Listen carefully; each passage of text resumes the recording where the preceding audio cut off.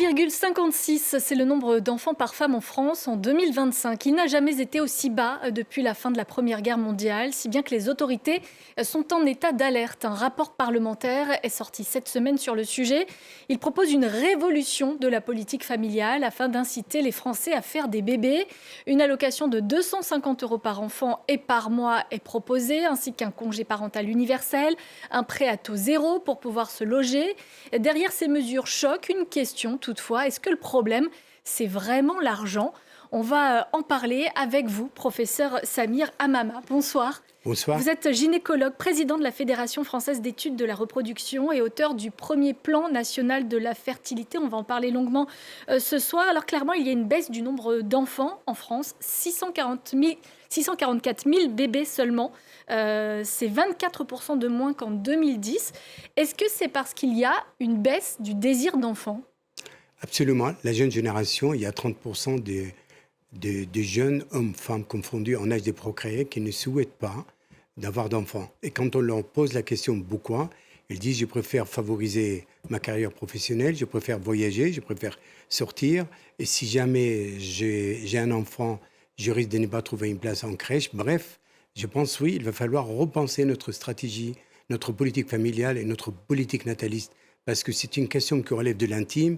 Et je ne crois pas que les mesures de telle ou telle mesure pour encourager. Par contre, essayons de comprendre le besoin. C'est un problème de société, en tous les cas. Avant d'être un problème médical, biologique, c'est clairement un problème de société. C'est un problème de société parce qu'en parallèle, la France perd grosso modo 30-35 000 naissances par an depuis de nombreuses années, depuis l'après-guerre.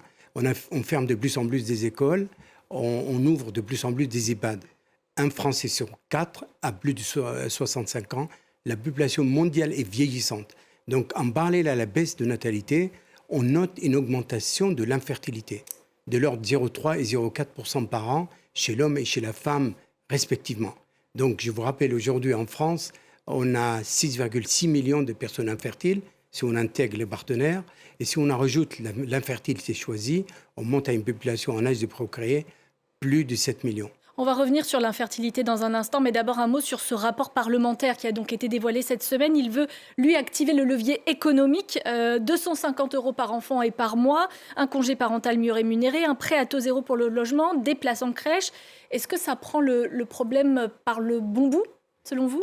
Il était temps de reconsidérer la politique nataliste et la politique familiale. Ce sont des mesures qui peuvent aider le couple à reconsidérer leur position.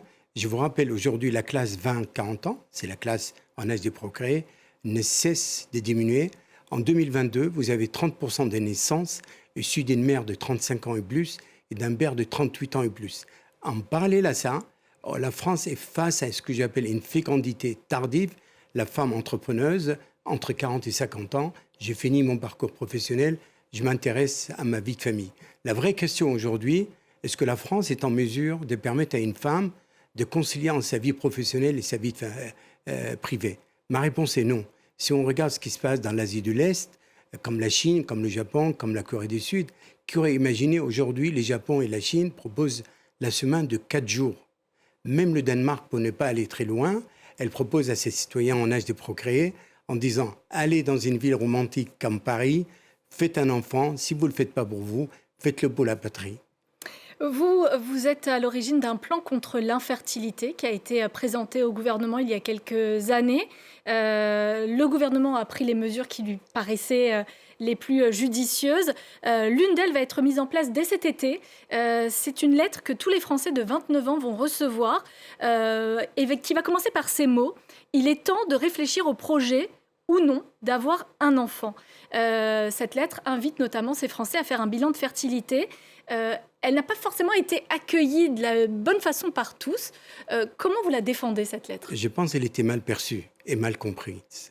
Tout simplement parce qu'il s'agit, parmi les mesures phares et les axes prioritaires, c'est sensibiliser et prévenir. Donc il s'agit tout simplement, pour celles et ceux qui le souhaitent, de faire un contrôle de leur fertilité. Mais rien d'obligatoire, à l'instar qu'on reçoit, par exemple, de courriers pour faire une mammographie pour le cancer de sein ou pour le colorectal, ou d'autres types de cancers. Il s'agit de prévenir, parce que l'infertilité, il faudra un plan de prévention. Dans ces cadres de prévention, il y a 2 types de consultations que le gouvernement a bien voulu approuver. La consultation dite longue, checker sa fertilité s'il le souhaite. On ne va pas vous dire vous êtes fertile ou infertile, on va vous dire madame, vous avez une réserve ovarienne normale ou monsieur, vous avez un sperme normal. Je vous vois dans 1 an. Et si on constate que vous avez une réserve altérée ou sperme altéré, on peut vous dire, on vous propose Au moins, vous êtes la informé. préservation.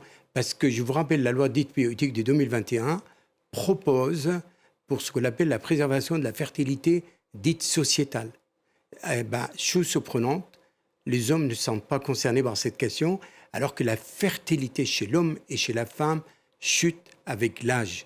Et que la fertilité optimale chez la femme, dans l'espèce humaine, à l'âge de 25 ans, le taux de succès est de 25 ans. Mais surtout la FIV, ce n'est pas une baguette magique. 25% enfants entrés à domicile.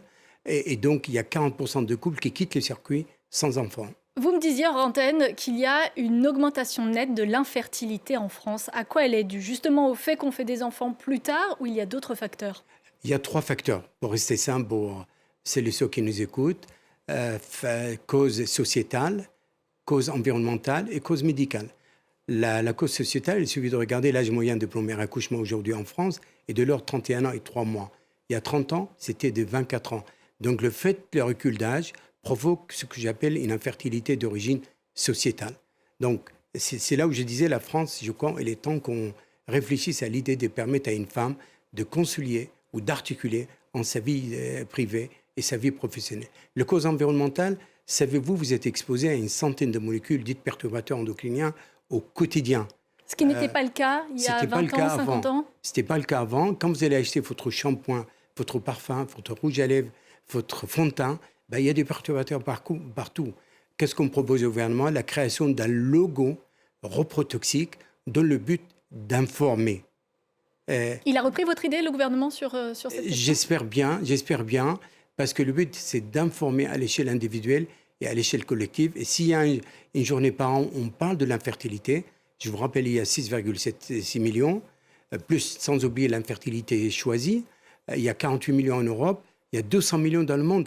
Et c'est plus facile de parler de diabète que de parler de l'infertilité, parce que c'est un sujet qui touche à l'intime, qui touche à la famille, touche à la société et touche même à la politique et à la religion.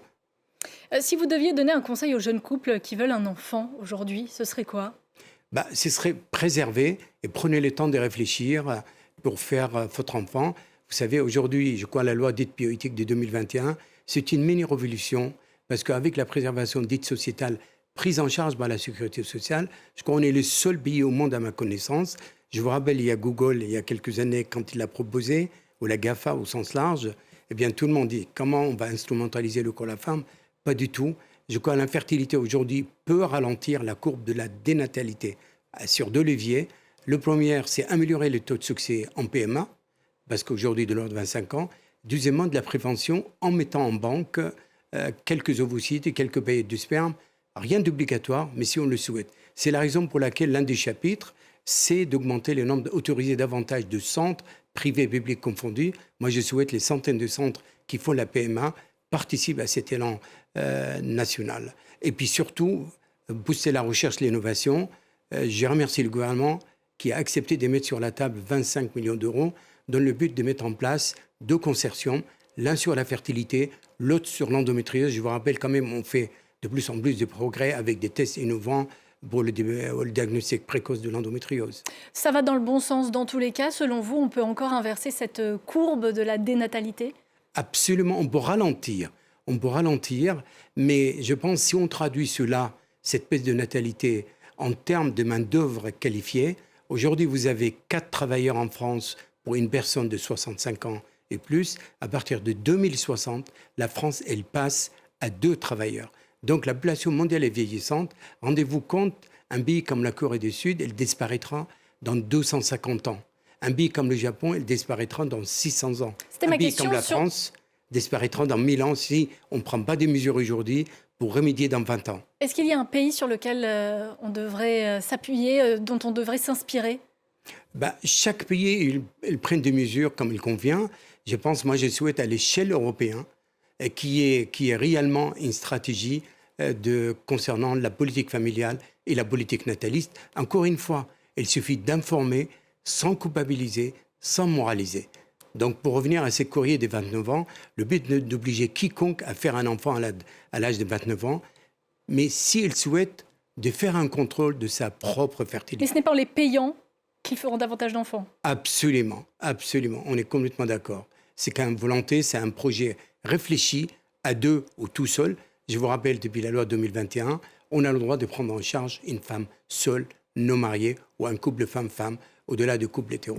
Merci beaucoup, professeur Amama, d'être venu sur le plateau de France 24 répondre à la question qui fâche. Restez avec nous dans un instant. C'est le Journal de l'Afrique présenté par Clarisse Fortuny.